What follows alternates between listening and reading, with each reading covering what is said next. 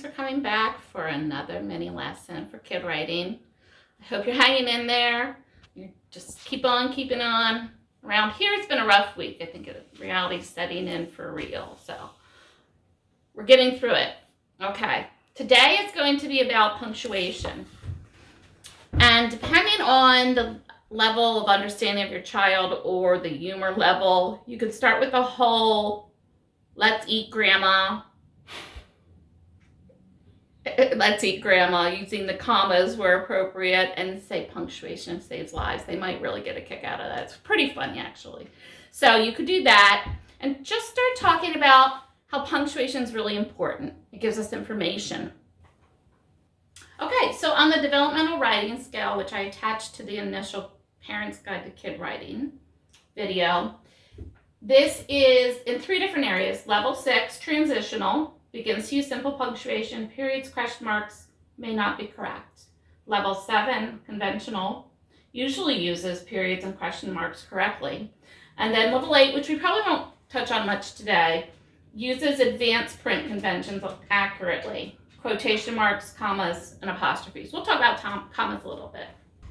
Okay, we're going to use an example of my daughter's writing today. And let me just say, the adult writing in this situation is written underneath. That is not my preferred.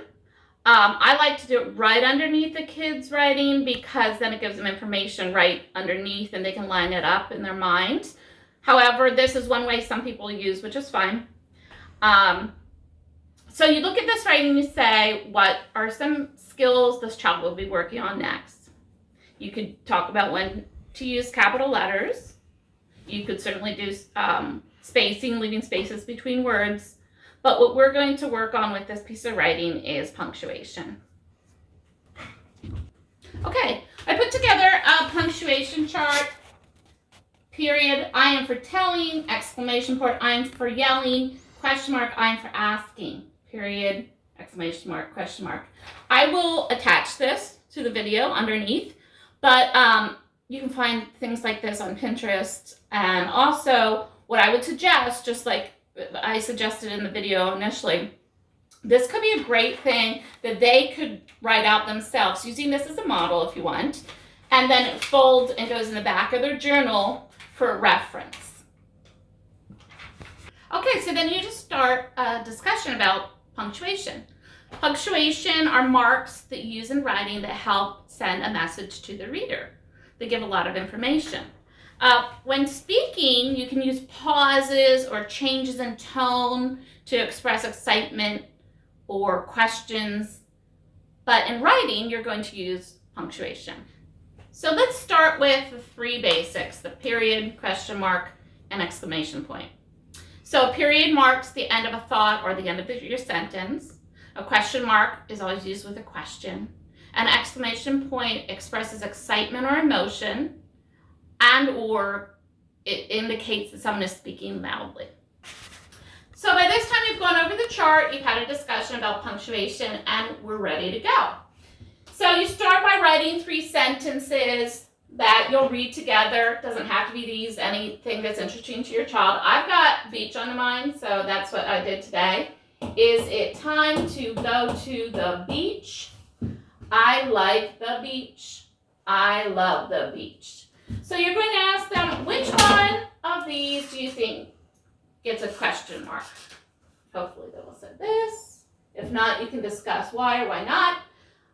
These are a little tricky, but I think if you have them both next to each other, that you can have a discussion about, like is a word, but love is a more powerful word that expresses more emotion.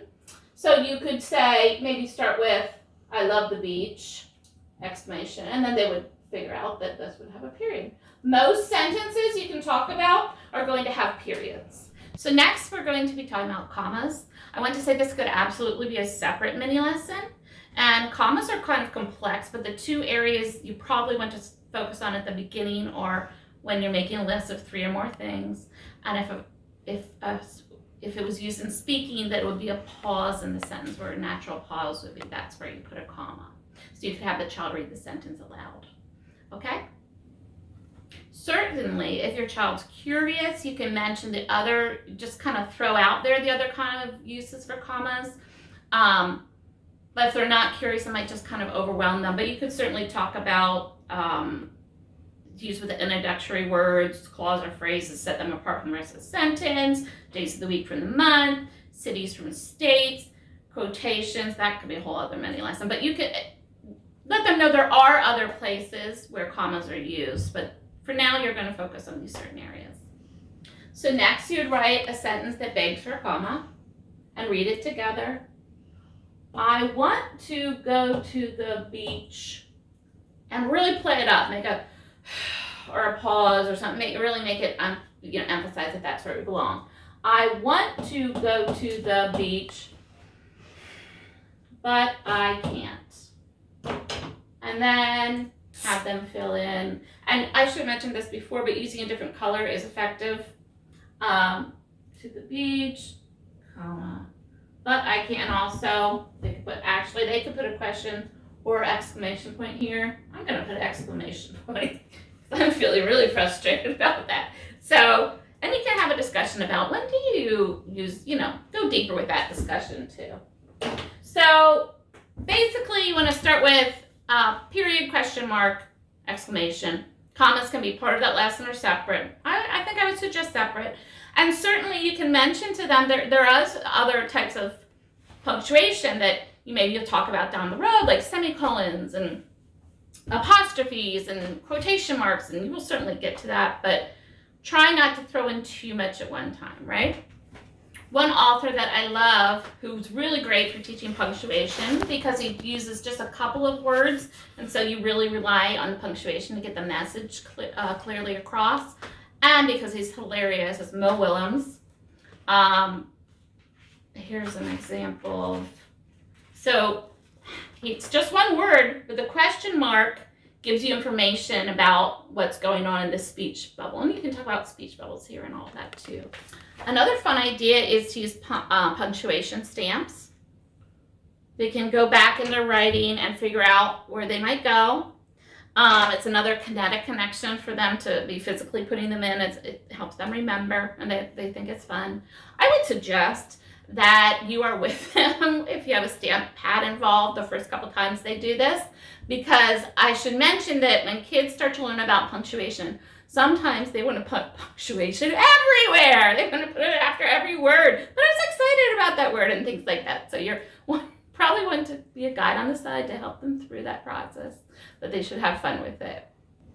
So hopefully that gives you some ideas about how to work with punctuation and your budding writers, and have them figure out some ideas and some fun ways to do it.